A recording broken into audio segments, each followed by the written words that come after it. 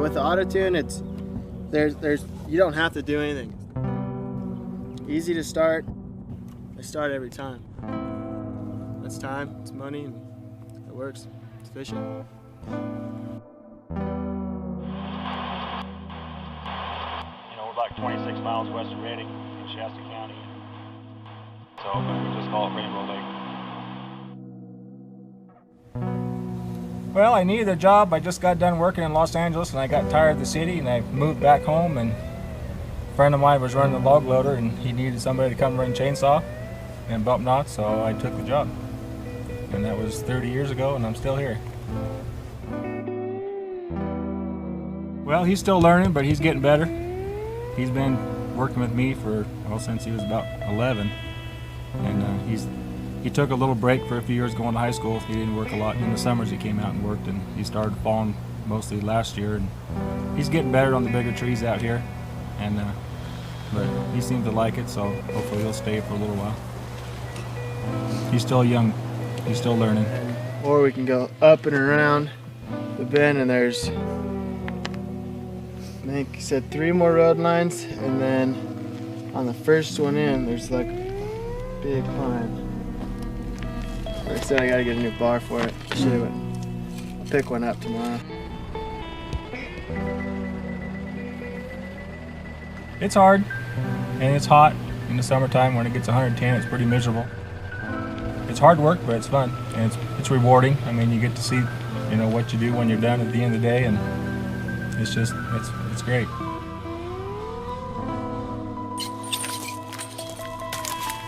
Probably one of my favorite things about it, just because it's so small but still has that little pop to it.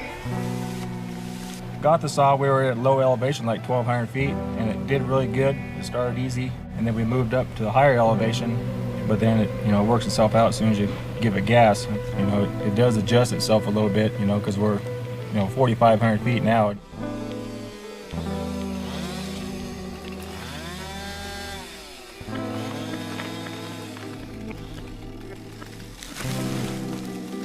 Cut that one back that way, that fur back that way. I think there's a couple more over there. My stepdad bought a used one, and we used it to saw lumber with. They've been a good saw for, you know, 25 years. I've only blew up a few of them, but other than that, they don't break down. For me, it's just fun. I like being outdoors, and I'm outside all day long, and I'm out where it's pretty. And how can you not love a place like this? I mean, there's mountains everywhere, and trees, everything's green. Your left. You're walking up a strip. Where's it going? It's going about right there. So just come up right there where you're heading. You're fine. Coming around where we're standing.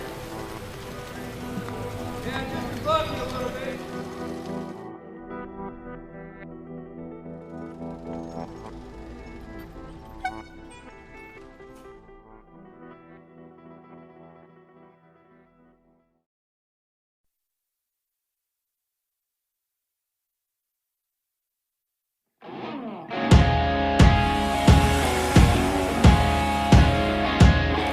I'm traveling around the world to meet some of the people who have been testing the 572 XP in their environment.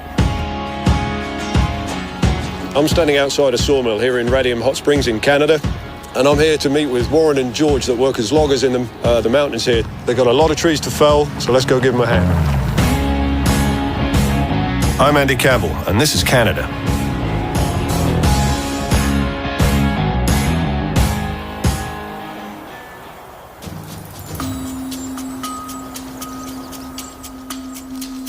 How you doing, Warren? You out here on your own? No, my partner's a couple tree lengths over on to the right of me there.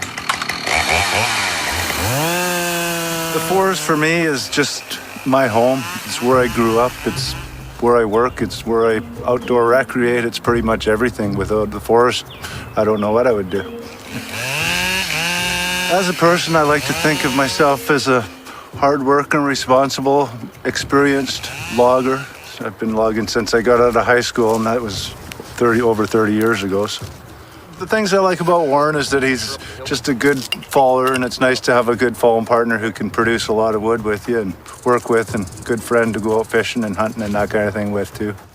Well, I'll talk to you in a bit. You betcha.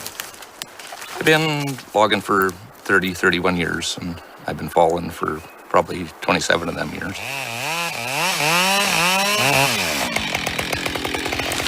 For me, the forest would be my lifestyle. I do it 5 days a week, and me and the wife, we hunt deer, elk, moose, bears. What kind of altitude are we up here?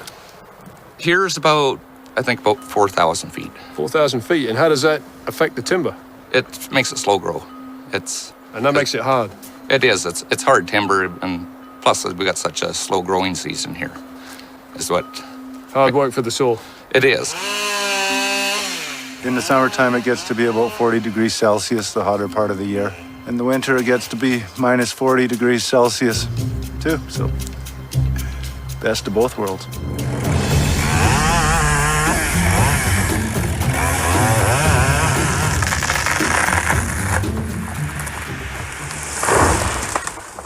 So that's a fair amount of timber that we can see on the deck down there, Warren. How long is it taking you to fell that lot?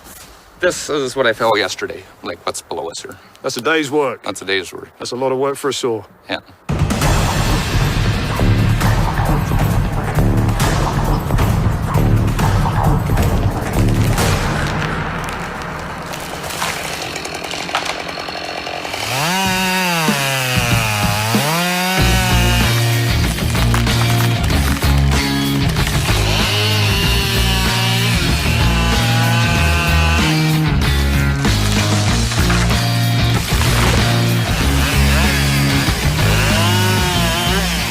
Loggers are proud people. They work hard, they deserve to be proud.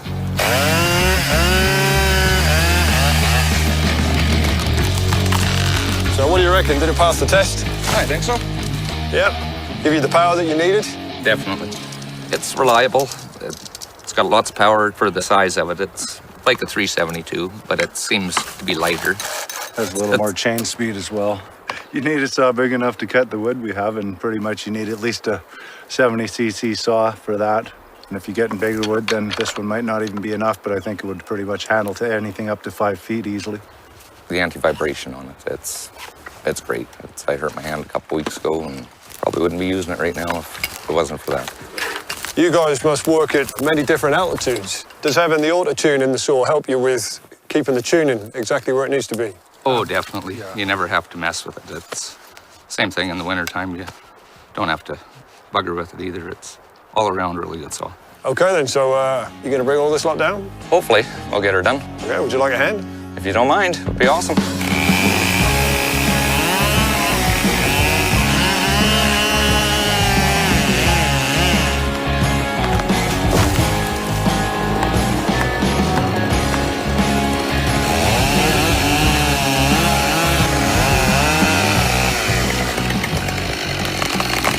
Well, that's pretty hard work, and it needs a hard saw, a tough saw to deal with that. And the 572 has done that, no problems whatsoever. For more tests in extreme environments, check out the other episodes from the World Tour.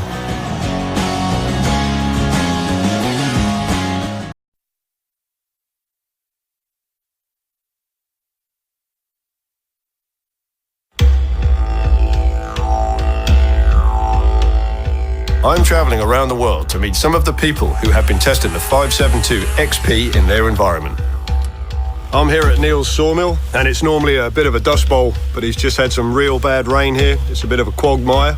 And we've got Kia here, who's up in the canopy at the moment, taking off some of the more dangerous branches so that Neil can then fall these trees to make his yard a safer place. I'm Andy Campbell, and this is Australia.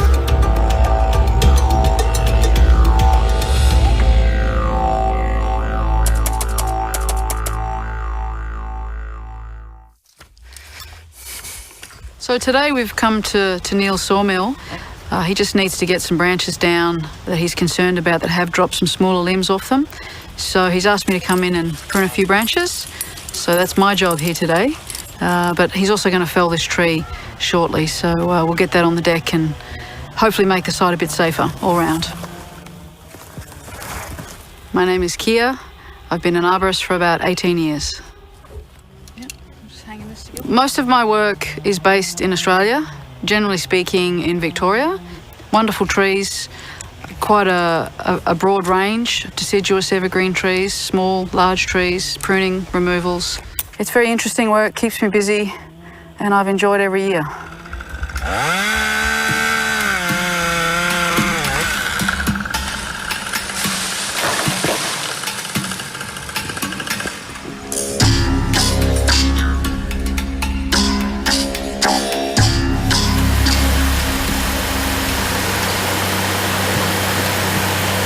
I'm a third generation timberman is what I am.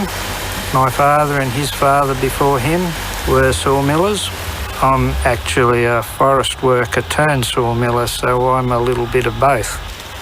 Being self-employed is the best thing in my job, and it's taught me a lot as far as self-discipline and things that you have to do to make it work.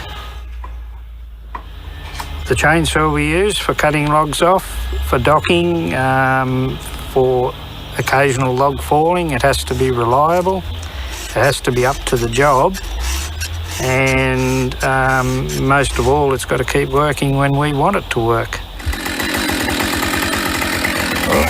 We've had a lot of success with the Husqvarna product over the years, and I'm very happy with it.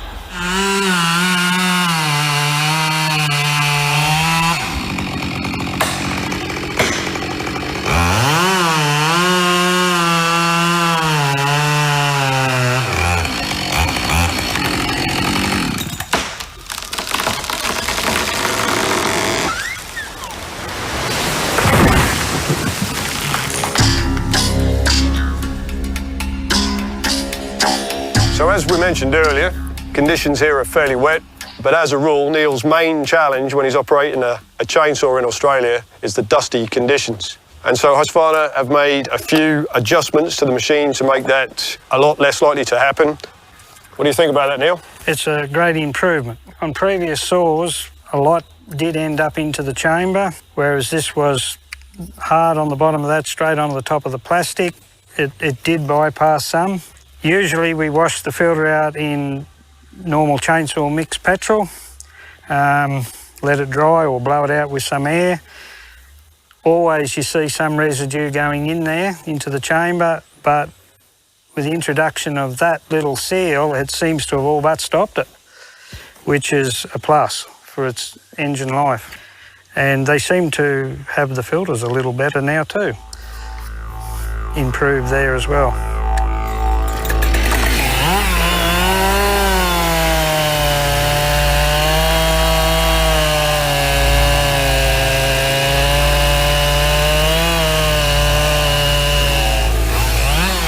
Although Hot and Dusty turned out to be hot and muddy, Neil seems to be satisfied how the 572 XP performed in these conditions. Oh, can I go now?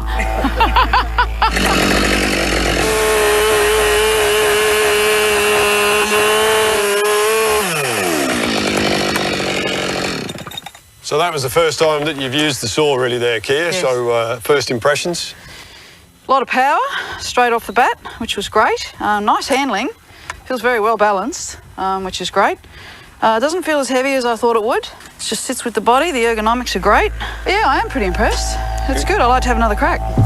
For more tests in extreme environments, check out the other episodes from the World Tour.